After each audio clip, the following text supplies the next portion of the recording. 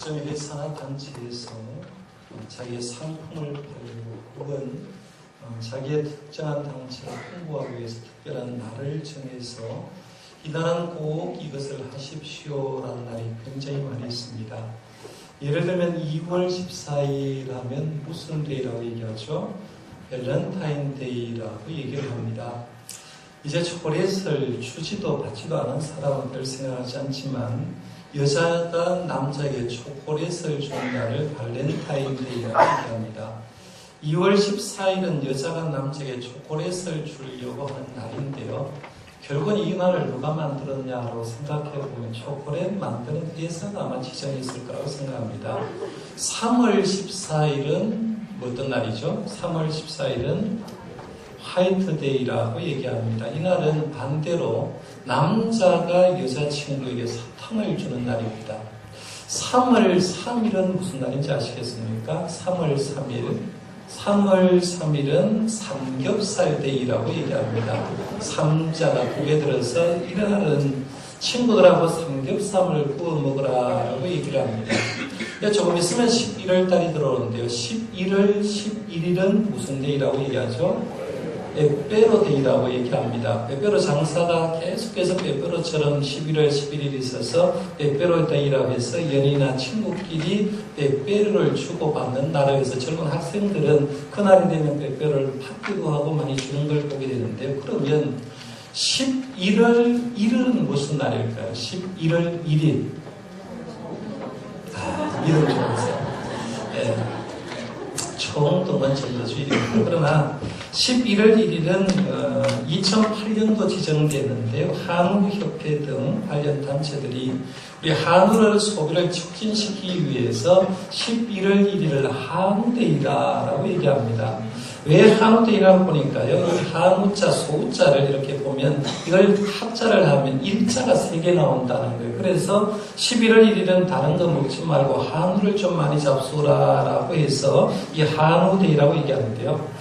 1년 365일 가운데 이런 날을 정하는 걸 보니까 무려 53일입니다. 53일이고요. 제가 그걸 한번 생각해 보면서 우리가 53일을 다 지켜보면 가정의 행복은커녕 가정은 파탄이 일어나겠다. 이런 생각을 한번 해봤습니다. 세상은 어떻게든지 날을 정했어요. 우리 주머니에 있는 돈 빼가려고 많이 노력하고 거기에 우리 성수에 속아서 살 때가 굉장히 많습니다.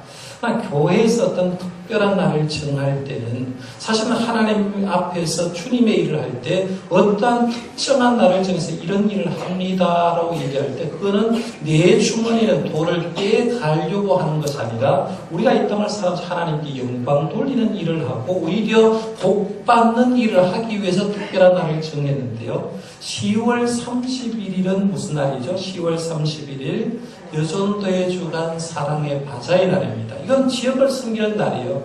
그래 바자회를 하면서 항상 염두에 두게 제가 늘 할 때마다 여전도의 회원들이 얘기할 때 좋은 물건 나오거든. 우리 성도들끼리 하지 말고 먼저 지역 주민에게 베풀라는 거예요. 지역을 섬기려고 하는데 먼저 우리가 좋은 것 나왔다고 내가 먼저 챙겨놓으면 지역 주민들이 왔을 때 가져갈 것이 없습니다. 그러니까 먼저 지역 주민을 위해서 베푸는 거죠. 섬기는 거예요. 이 섬김은 주님 원하시는 얘기 때문에 이런 많이 할 필요가 있고요. 11월 1일을 제가 아까 말씀드렸을 때 11월 11일은 한우데이가 아니라 뭐라 했습니까? 총동원 전도주일이라고 했습니다. 한 사람이 한 명씩 그리고 넉넉하면 1+1 해서 11월 1일은 한 명 내지 2명을 좀 전도해보자라고 얘기를 했는데 사실은 올가을에 행사가 굉장히 많았습니다. 여러분 알듯이 우리 CBS 기독교 TV에서 TV교회 탐방 프로그램 우리 교회 촬영해서 아마 맡으신 분들 전체 교인들이 굉장히 바빴을 겁니다. 그래서 제가 목회자로서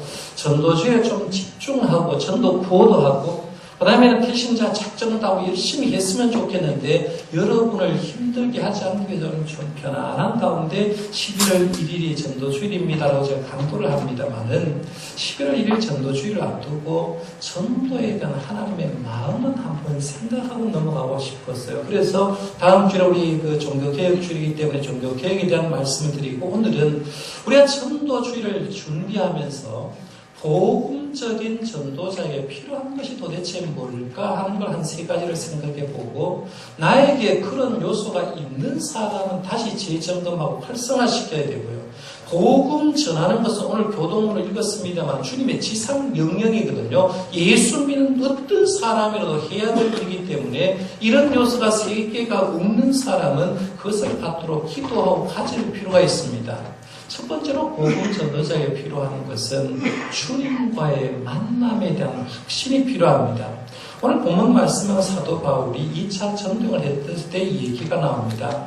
사도 바울이 2차 전도를 좀 세밀하게 알고 이 사도 바울의 감정에 내려가서 사도 바울의 삶을 속속들이 알고 싶은 분들은요, 책 하나를 사서 한번 읽어보시길 바랍니다. 금년 6월에 출간되었는데 진 에드워드 목사님이 쓰신 디도의 일기라는 책이 있습니다. 디도의 일기라는 책이 있는데 이 진 에드워드 목사님이 마치 사도 바울이 전도여행한 그 옆에 가 있는 것처럼 세밀하게 소설 형식으로 얘기를 하고 있습니다. 그러니까 2차 선교 여행에 대해서 알고 싶은 분들은 디도의 일기라는 책이 좀 두껍습니다만 한번 읽어보면 야, 이렇구나. 이 사도 바울이 전도여행할 때 이런 식으로 전도했고 힘들었구나라고 알 수가 있는데요. 우리가 사도 바울의 2차 전도에 대해서 살피는 것이 중요합니다만은 그보다 더 중요한 건 어떻게 사도 바울이 1차 전도여행, 2차 전도여행, 3차 전도를 하고 나중에 예루살렘에 잡혀서 죄수의 몸으로 예루살렘에 가서 로마로 가서 로마 선교를 했는가 하는 걸 생각해 보면서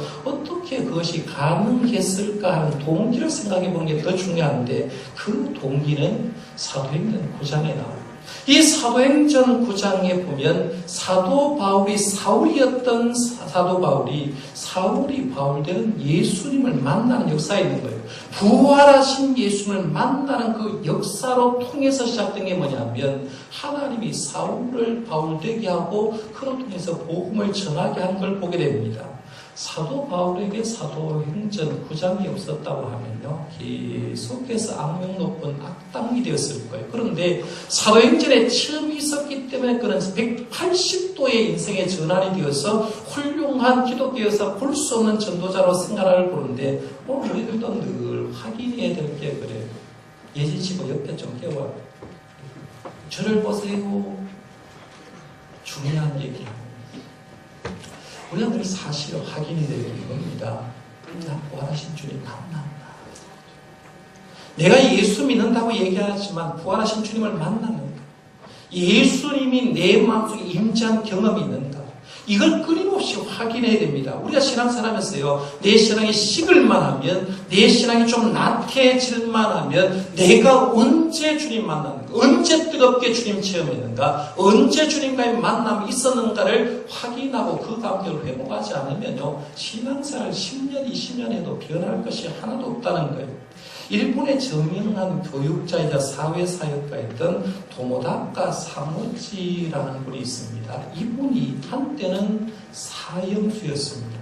그가 사형수였던 그가 예수를 만난 건 언제냐면 북해도의 탕관촌에 있을 때, 이 북해도는 사실은 저는 어릴 때부터 저희 아버님에게 통해서 들었는데 저희 아버님이 일제 칙령 가서 끌려간 곳이 북해도였거든요. 그래서 저희 아버님이 글을 쓰면서 자선적으로 자기 인생을 쓰면서 징용 끌려갔을 때 북해도 얘기를 쓰지 않았으면 너무 힘들었기 때문에 징용 얘기는 하지 않고라고 했는데 항상 북해도에 한번 저도 가보고 싶은 생각이 드는데요. 거기서 굉장히 힘들었다는 겁니다. 그런데 이 사무지라는 사람이 혹독한 환경의 북해도 탄강에서 일본은 경제적인 논리로 구성됩니다. 그래서 사형수가 사형을 집행하는데 이 사람을 나라가 유용하게 쓰기 위해서요, 사형 집행을 연장을 시켜주는데 어떻게 연장시켜주느냐 하면 북해도 탄강에서 하루 일을 하게 되면 하루를 더 살게 해주는 거예요. 그러니까 열흘을 일하게 되면 열흘을 더 살게 해주니까 이 사형수들이 사형당하지 않기 위해서 북해도 탄강 중에 힘들지만 거기 가서 일을 하는 겁니다. 열심히 일을 하면 일한 만큼 생명을 연장시켜주기 때문에 일을 하는데 사무치라는 사람도 사형수가 되어서 북해도 탄강에서 일을 하는데 그곳에도 악당으로서 소문난 사람이라는 거예요. 사형수도 보통 토요일 되면 가족이 면회를 옵니다. 그런데 사모지에게는 면회 오는 사람이 없었습니다. 자기가 그렇게 악하게 살았기 때문에 면회 오는 사람이 없었는데 어느 날 토요일인데 사모지에게 정갈이 왔는데 누가 면회 왔다라고 얘기를 해주는 겁니다. 도대체 나에게 누가 면회를 와? 면회 올 사람이 없는데 면회 왔다고 얘기하는, 그래도 옷을 좀 단정하게 입고 면회실에 가봤는데 가보니까 할머니 한 분이 온 거예요. 할머니, 꼬그란 할머니 왔는데 지팡이를 짚고 왔는데 그 할머니가 누구냐 하면 자기 어머니였습니다. 자기 어머니가 왔는데 노모의 어머니가 아들 면회하러 온 거죠. 사모지의 집은 북해도에서 남쪽으로 3,000리나 떨어져 있다고 합니다. 그래서 일본의 최남단 작은 섬에 있었는데 효록이라고 하는 자기를 낳은 어머니 한 분 계셨는데 어머니가 3,000리 길을 마다하고 아들 면회로 온 거예요. 면회를 왔는데 이 아들이 어머니가 오냐는 상상치도 못한 겁니다. 그 3,000리 길을 당시에는 차편도 좋지 않은데 어떻게 이 북해도 탄강까지 올까 생각지도 않았는데 어머니가 왔으면 보통 사람 같으면 어머니가 어떻게 왔어요? 어머니가 이 힘든 길을 어떻게 왔어요? 라고 얘기를 할 건데 이 악질 사모지는 늙은 어머니에게 무엇하러 왔어요? 화를 냈어요. 무엇하러 어머니가 여기 와서 고향치면서 어머니에게 화를 내고 어머니를 타박했습니다. 어머니는 타박하는 아들의 소리를 듣고도 보따리를 하나 내밀면서 그래, 내가 곧 돌아가마.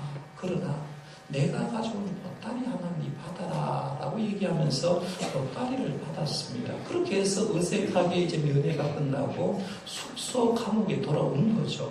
사모지가 어머니가 뭘 가져왔을까 하고 해서 보따리를 풀어보니까 성경이 하나 들어온 거예요.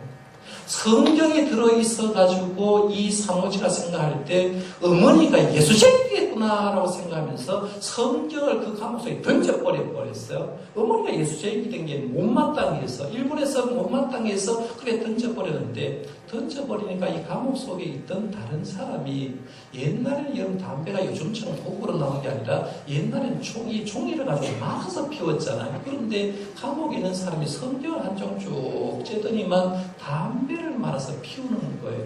사모지가 악질이었지만 어머니가 가득한 그 성경책의 동료들이 거기에서 성경을 째서 담배를 말아 피우는 걸 보면서 그건 안 되겠다 생각해서 그걸 꾸지름을 하고 성경을 가져온 거예요. 그래서 성경을 빼앗아가지고 성경을 한번 읽어볼까라고 생각하고 성경을 읽는데 이상하게도 성경책을 읽는데 눈을 뗄 수가 없었어요. 마치 성경의 자석이라고 있는 것처럼 자기가 거기 딸려들기 시작하는데 성경을 막 읽기 시작하는데 너무 성경이 재미있는 거예요. 성경을 너무 재미있으니까요. 성경을 읽어본 분은 알겠습니다만은 성경이 한번 눈에 들어오고 은혜가 되는 순간 성경을 놓칠 수가 없어요. 이 사모지도 성경이 너무 좋으니까 성경을 항상 품에 가지고 다니면서 성경을 시간만 읽었습니다.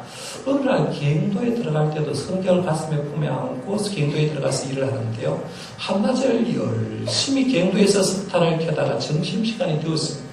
동료들과 함께 도시락을 먹었습니다. 점심을 먹었어요. 점심 먹고 나서 1시간 정도 쉬는 시간이 있었는데 동료들은 한 37명 정도 함께 갔는데 거기서 떠들고 얘기를 할 때 이 사모지는 그 시간이 아까웠어요. 동료들과 떠들 시간이 아까워서 조용한 곳을 찾아서 자기 혼자 성경 읽으려고 조용한 장소를 찾고 거기서 성경을 읽었는데 성경을 딱 읽으려고 성경을 몇 장 읽는 순간에 그 갱도에서 마치 지진을 하듯이 굉음이 들리는 거예요. 직감적으로 이 사모지가 생각할 때, 아, 큰일 났다.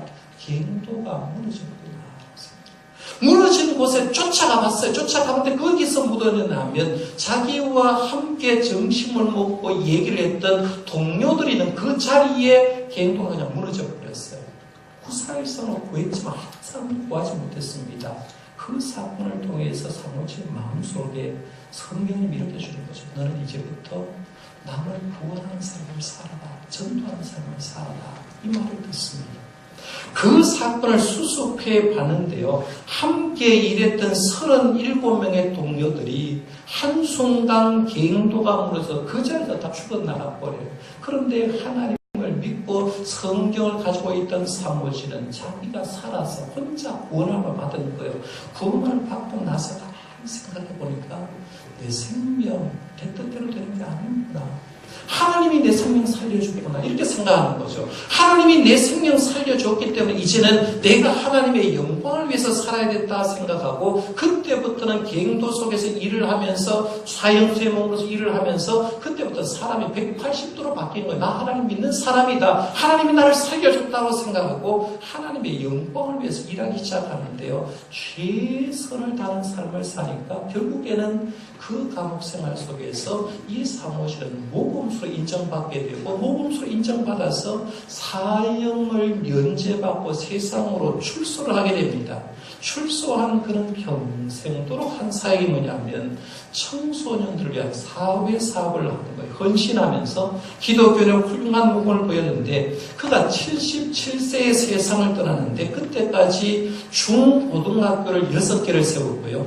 고아원을 6개를 세웠고, 그리고 나서 나중에 훌륭한 것을 인정받아서 일본 교육자 대상을 수상하고 사회사업 대상을 받으면서 인생을 마감했다는 거예요. 우리가 어떤 사람이라도 그래요. 예수를 만나기 이전하고 만난 후에 나는 변할 수밖에 없어요. 우리가 진짜 예수를 만나면요, 예수를 만나기 이전과 만남의 이유는 180도로 바뀔 수밖에 없다는 거예요. 그러니까 우리가 하나님의 일을 할 때 복음적인 전도자에게 늘 필요한 게 뭐냐면 주님과의 만남의 감격이 있느냐고 바라기는요, 우리 모든 성도님들이 이미 주님 만났어요. 그 감격을 잊어버리지 마시기를 바랍니다. 그것이 있어야 전도를 할 수 있는 거예요. 두 번째, 복음 전도자에게 필요한 두 번째는 성령의 지시를 받는 겁니다. 오늘 두 단락으로 본문을 제가 구성한 걸 읽었는데요. 첫 번째 단락 6절에서 10절 말씀까지는 이제 사도 바울이 선교 일을 하면서 성령의 지시를 받아서 행동한 내용이 나옵니다. 6절에 보면 성령이 아시아에서 말씀을 전하지 못하게 하시거늘 했죠. 이게 보면 성령이 사도 바울은 아시아에서 말씀 전하려고 하는데 말씀을 전하지 못하도록 막았다라고 했어요. 7절 말씀에 보면 무시아페에 이르러 비두니아로 가고자 애쓰되 예수의 영이 허락하지 아니하는지라라고 말하면서 사도 바울은 비두니아로 가서 복음을 전하려고 했는데 예수의 영, 누구예요? 성령님이 막았다라고 얘기를 합니다. 사도 바울은요, 사실은 아시아에서 복음 전도가 잘 되니까 거기서 계속 머물면서 이 아시아, 지금으로 말하면 터키 지방을 전도하려고 마음을 먹었어요. 그런데 만약에 사도 바울이 마음 먹은 대로 복음을 전했다고 하면요, 우리 한국은 1884년에 기독교가 들어온 것이 아니라 일찍 들어왔을 가능성이 굉장히 많아요. 그런데 아시아에서 복음을 전하지 못하도록 성령이 막았기 때문에 나중에 오는데, 하여간 하나님은 바울이 전도 계획을 세운 걸 막았어요. 아시아로 가려고 했는데 아시아 가는 것도 막았고, 나중에 비두니아로 가려고 했는데 비두니아 가는 것도 막았습니다. 예수의 영이 막았다는 거죠. 어떤 식으로 막았을까요? 어떤 식으로 막았는지 성경은 얘기하지 않아요. 그런데 곽선희 목사님, 서울 소망교회 원로 목사님입니다만은, 곽선희 목사님이 쓰신 설교진 내용을 보면 아마 하나님께서 사도 바울의 육신을 건드려서 선교하지 못하게 했을 거다라고 이렇게 주장하고 있습니다. 우리 알듯이 사도 바울은 건강이 좋지 않았어요. 특별히 3가지 병이 있었다고 얘기를 합니다. 하나는 눈이 나빴습니다. 다메섹 도상에서 정오에 하나님 체험하는데 정오의 태양빛보다 더 밝은 주님을 경험하는 거죠. 빛으로 임하신 예수를 경험하고 그때부터 3일 동안 눈이 멀어서 아나니아로 통해서 눈이 회복됩니다만은 회복된 눈이 완벽하지 못했습니다. 항상 눈이 어두워서 잘 보이지 않았습니다. 그래서 사도 바울은 성경을 자기가 직접 기록하지 못하고 대필자 드디오를 통해서 기록하고 자기가 마지막에 끝인산 말만 하는 걸 보게 되는데, 눈이 어두워서 항상 좋지 못하고 눈곱이 끼었고 눈이 좋지 못했다는 병을 앓고 있었습니다. 두 번째는 말라리아를 앓고 있었을 거다라고 생각합니다. 이 말라리아도 병이 나았다가 또 몸이 조금 힘들면 좋아졌어요.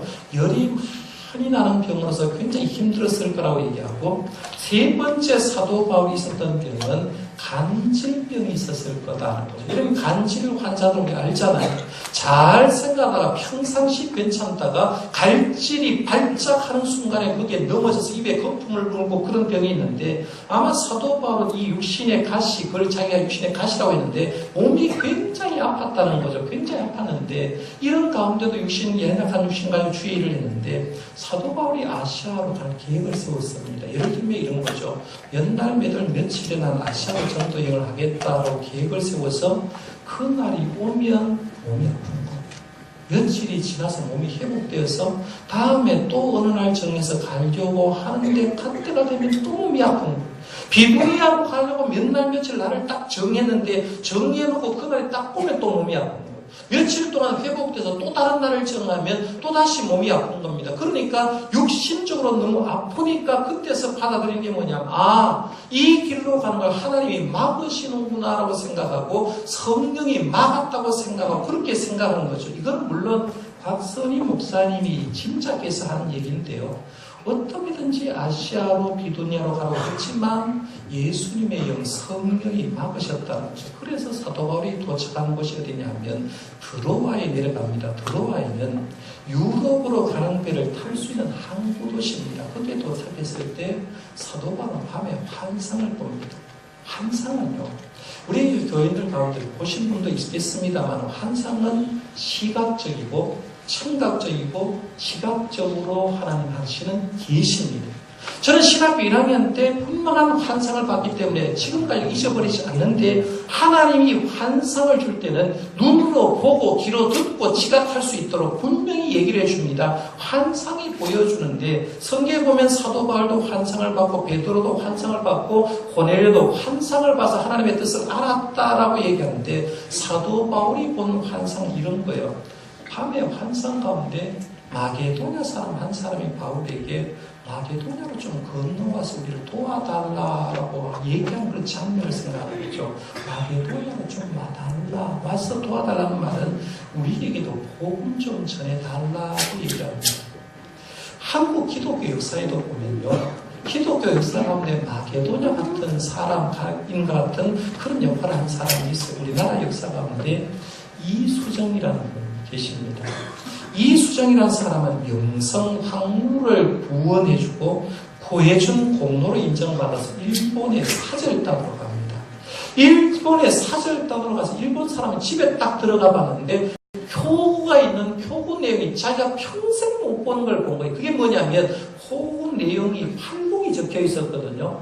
팔복이 적혀 있는데 자기가 그걸 보니까 너무 좋은 구절이라 저게 어디서 나오는 겁니까? 라고 물었더니 이거는 성경에서 나온 얘기입니다. 라고 해서 성경 한 구절을 받아서 성경을 보다가 예수님 만나는 거예요. 주님을 만나고 주님의 영광을 돌리는데 그때부터 일본에서 세례를 받고 성경을 번역하고 선교사들과 함께 선교하면서 성경 공부를 가르치는데 일본에 있는 선교사에 부탁을 해서 미국에 좀 편지 써주십시오. 그 이유가 뭐냐면 지금 조선 땅에는 선교사도 없으니까 조선 땅에는 예수 믿는 사람이 없으니까 조선 땅에 선교사 좀 보내주어서 이 조선 땅에도 예수 믿는 사람이 많게 해달라고 해서 부탁을 하게 되고 이수정이의 부탁을 받은 일본 선교사가 미국으로 선교 편지를 보내서 조선 땅에도 선교사 보내달라고 해서 그 다음에 들어온 사람이 누구냐 하면 우리가 알고 있는 언더우드와 아펜젤로 같은 그런 사람이 들어온 거죠. 그래서 우리 한국 땅에도 마게도냐 같은 역할을 한 사람이 있다는 겁니다.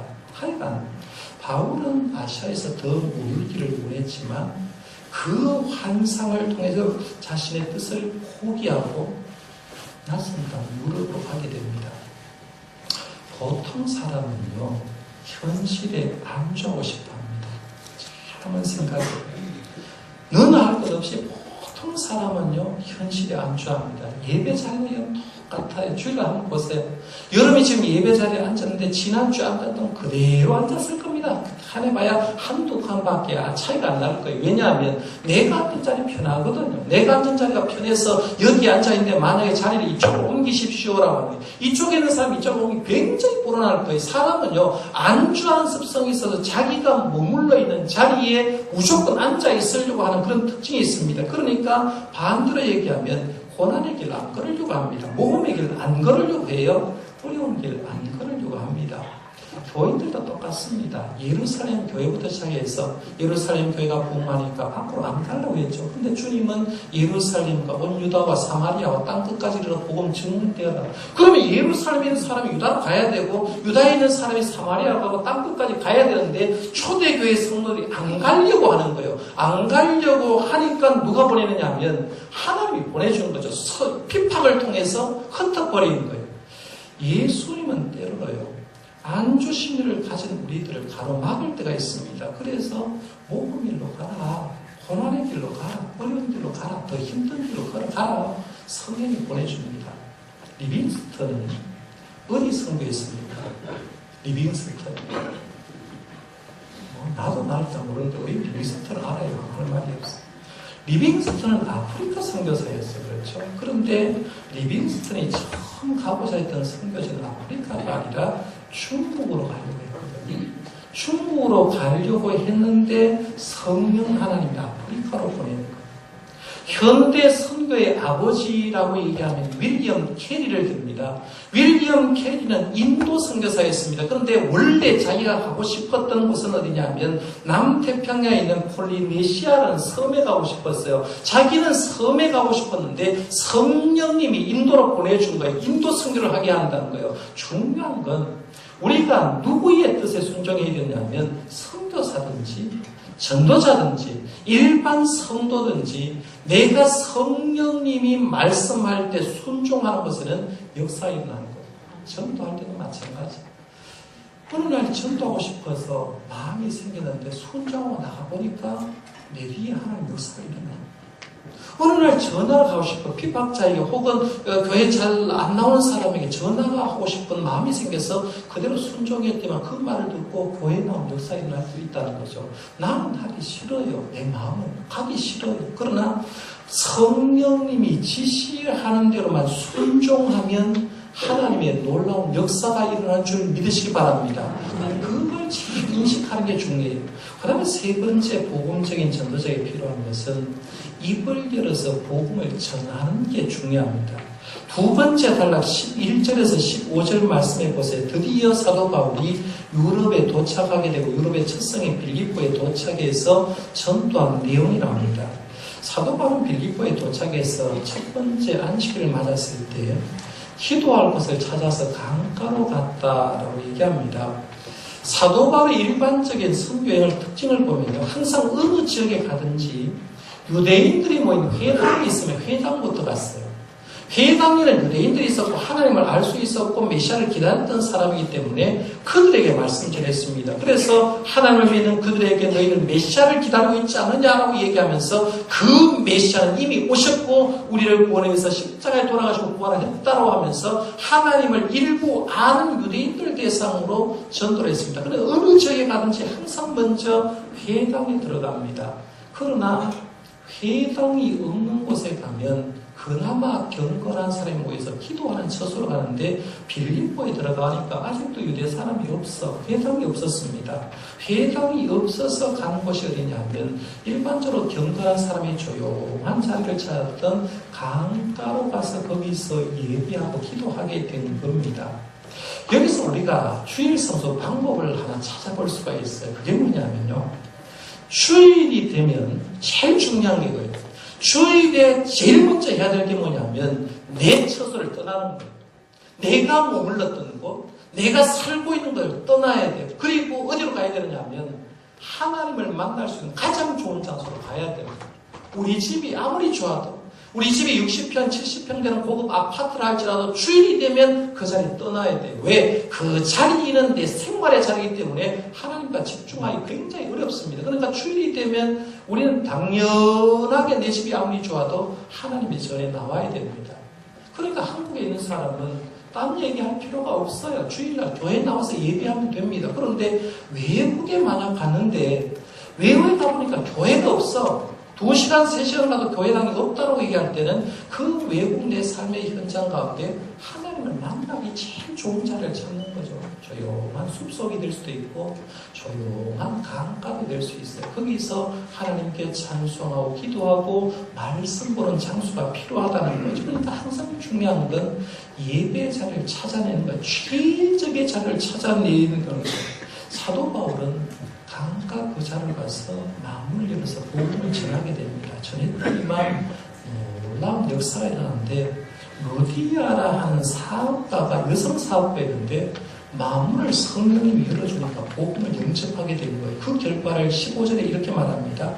그와 그 집이 다 세례를 받고 우리에게 청하이르되 만일 나를 주 믿는 자로 알거든 네 집에 들어와 유하라 하고 강건하여 누울게 하니라 라고 얘기하는데 성령님이 마음을 열어주니까 사도 바울의 설교를 다 듣고 세례를 받는데 루디아도 세례를 받고 그의 식구들도 다 세례를 받고 그리고 사도 바울의 일행에게 뭐라고 하느냐 하면 내가 예수 믿는 자로 알거든 여관에 있지 말고 우리 집에 와서 유하십시오. 그리고 여기서 빌립보를 선교하십시오 라고 얘기하고 그때부터 사도 바울은 루디아의 집에서 숙식을 하면서 루디아 교회가 빌립보 교회가 되는 거예요. 결국에는요. 이 루디아의 집이 빌립보 교회가 돼서 결국에는 거기로부터 빌립보에 놀라운 성과가 일어나는 거죠. 그러니까 우리가 이 말씀을 통해서 생각한 게 뭐냐면 성령님이 보내주셨을 때 성령님의 순종에서 어디에 자리에 가서 말씀을 전하면 하나님의 역사는 일어난다는 거죠. 문제는 지금 사탄은요. 우리 기독교인에게 부정적인 생각 굉장히 많이 넣습니다. 목사에게도 부정적인 생각을 넣었어요. 중직자들에게 부정적인 생각을 사탄이 넣고 있습니다. 성도님에게 부정적인 생각을 넣는 거 이런 거예요. 목회자가 이런 생각을 하는 거죠. 지금 우리 한국교회는 성장이 멈추었다. 성장 안 된다. 목회자들 사이 이런 얘기를 합니다. 부임할 때 교인 그대로만 가지고 있으면 목회 성공한 거다라고 얘기합니다. 내가 부임할 때 100명 성도였으면 10년 지나도 100명 성도만 현상 유지해도 목회 잘하는 거다. 요즘 목회자들 사이 이런 얘기를 합니다. 힘드니까 그런 얘기를 합니다.